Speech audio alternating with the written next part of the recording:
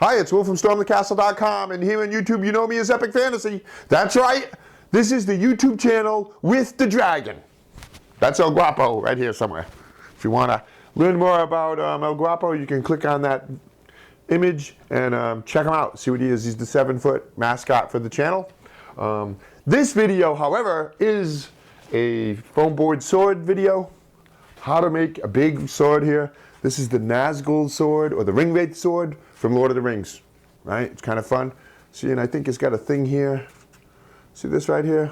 Well, how does this work? Right? See that? Kind of cool. I think they put their finger in it. Something to do with the ring. I'm not sure. But it's a big sword. It's almost 5 feet long. Comes out really good. I used a couple of new techniques on this that I will show you how to do. And this sword, even though it's 5 feet long and just a couple of pieces of foam board, it's pretty strong. And that's because I use a new technique that I'll show you right here, where you use 2 pieces of foam board to form this diamond shape. This is the middle of the sword. It gives it a lot of strength. It's very strong. So I will show you how to do that technique. That's it. So we'll launch into that in a second. Just let me say thank you for watching this video. If you're a subscriber, thanks for subscribing. If you're not a subscriber, hit that button. Always lots of fun and interesting stuff. All kinds of creative stuff. That's what we do. We do creative projects. So give me a thumbs up, give me a thumbs down, leave a comment. If you have a project suggestion, leave that too, because I do read all comments. I appreciate it very much. Let's launch into the introduction, and then we will do how to make the RingWraith sword. Pretty strong and large. Oh, and this is a new technique for the handle too, from Lord of the Rings. Let's take a quick peek, a sneak peek at a Game of Thrones diorama that I will be covering pretty soon. Came out great. Just a little sneak peek here. It's actually got sound and motion. Love this diorama. It's wonderful. I'm going to show you how to make the trees, how to make the tiny little buildings. So that's a sneak peek coming up. Game of Thrones, that's the wall. The elevator actually goes up and down. You know, so Game of Thrones, the wall, and Castle Black diorama. Thank you. Let's do it. Dioramas, origami, catapults, and treasure shades, telescopes, terrariums, bonsai trees, and paper games, swords and shields, and real blacksmithing, model boxes, animation. I teach the art of real creation. StormTheCastle.com. Let's make something. So if you want to make a cardboard or foam board weapon, you always start the same way. You start with some drawings. Do some drawings of it in a small scale. And I just wanted to show you a little bit of that. And then you take those drawings, once you got it the way you want it, and then you make it large scale, full size, just like this. And this is on poster board. And that way you get it all worked out, the details worked out. But I give you a template. The URL is in the description of this video. You can download that template and print up and cut out the pieces, and you end up with this. You can put that sword together from the template pieces and then trace them onto foam board or cardboard. Foam board's a little better for this project because the sword is so long. So now the main thing about this sword is it's so large you can't get it fitted on one piece of foam board. It has to be assembled. And here, I show you how to assemble it right here. 2 pieces like that make up half of it. And then another 2 pieces make up the other half, and they overlap, they interlock. See, like this? The gap isn't in the same spot, or else you can't make it. So they overlap, and that way when you glue it together, it's still a good sword, it's strong. And of course I'm going to show you that little diamond pattern that I use. And then the handle, extra handle pieces, one on top and then one on the bottom side too. That's most of it. After that, there's a little bit of extra details that I'll show you how to do. So now draw a line down the center of each blade section, going from the tip to the tip of that handle piece, and then cut it. Now we're going to work on the diamond section for strength. Now don't cut it in half. Only cut through the top layer of paper and some of the foam. You don't have to be specific about it, but do not cut through that bottom layer of paper. And now you cut again at an angle to form like a groove. You're going to form like a V-shaped groove in that. Take that piece out, and then in the other side of the center line, you cut another notch like this. So you end up with a V-shaped groove. And you'll see why, because we're going to bend it. But see how it's at an angle like that? So there's 3 cuts, one straight right down the center, and then 2 angled cuts. Now you can fold it and get a nice crisp fold line I flipped it over to just to make the crease here. See it?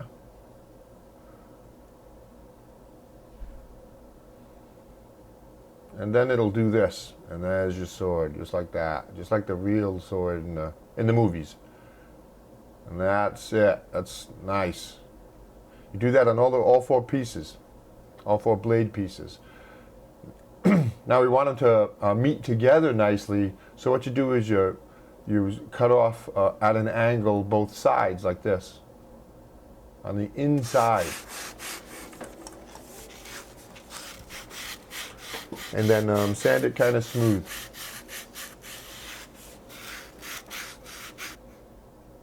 See it? Now I'm doing the other side.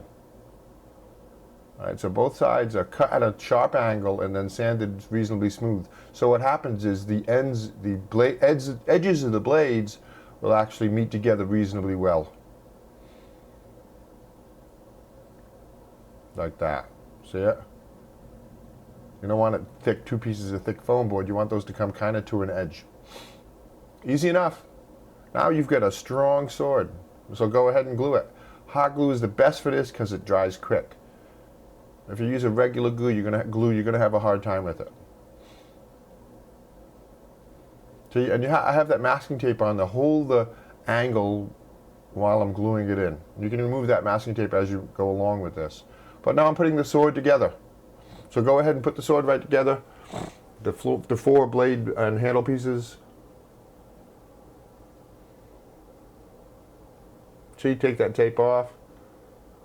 Meet it up to the other piece.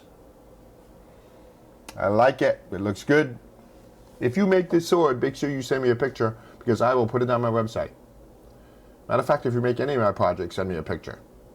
See, now we've got an edge on that sword. And now it's three-dimensional. It's like diamond shaped with a channel down the middle. And it's pretty strong, you'd be surprised. Just with 2 sheets of foam board. Nice little technique. So now we're going to work on more of the sword and finish this thing up. We do a very similar thing with that handle piece. We run a line down the middle and then an angled line along each end on each side of it. And that way you can fold it over and form a crease in it like this. Because do that to this piece too because it gives the sword a nice look. And then you glue one of those on each side of the handle, top and bottom, like this. And you'll see what it looks like. It's kind of nice. See it? I like that. This also helps with the strength, particularly with you wielding it. Gives more strength to the handle. So now, once all four of those pieces are glued together, let's round off the handle by cutting off the edges, the corners like that, and then sanding it a little bit. But it doesn't have to be critical. Then we add some ornament to it. I use some wire here and some rope. I'm not going to show you that step by step. In an upcoming shot, I'll show you what that looks like. But until then, let's work on the pommel. You get this pattern in the template. You cut it out and you assemble it together like this. See it? That's the pommel. And you put a little piece of foam board on the open hole there so you can glue it to the end of the sword like this. But see, look at that pattern of wire and rope. Do that. There are 7 wraps of wire and 2 wraps of rope right about in the middle. That's your handle. Looks good. And the pommel. So now the shark's teeth. Add as many of these as you want. I ended up adding 8 of them to that guard like this. And see, the pattern can vary. Doesn't matter that much where you put them. But it does look good. It gives it that certain, the wielder of this weapon is not a very nice person kind of look.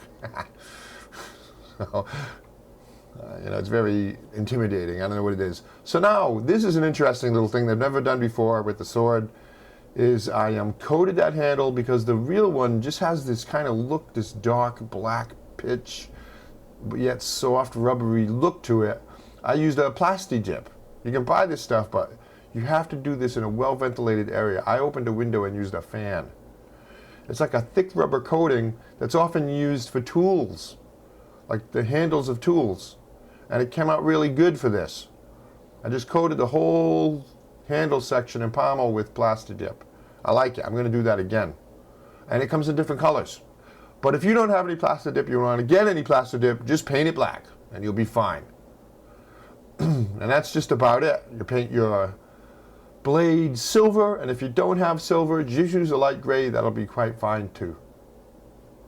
That's it. I had fun with this sword. I was really happy with how nice it came out and how big it is, and still yet strong. So there it is. It's strong enough and we're ready to fight a dragon. That's it. Thanks for watching. Hit that subscribe button. Let's take a look at some more Lord of the Rings projects. Right? There you go. There's plenty more, including Glamdring, Orcrist, Gimli's Battle Axe, and actually I make a steel sting down there. Actually forge that thing up. Thank you.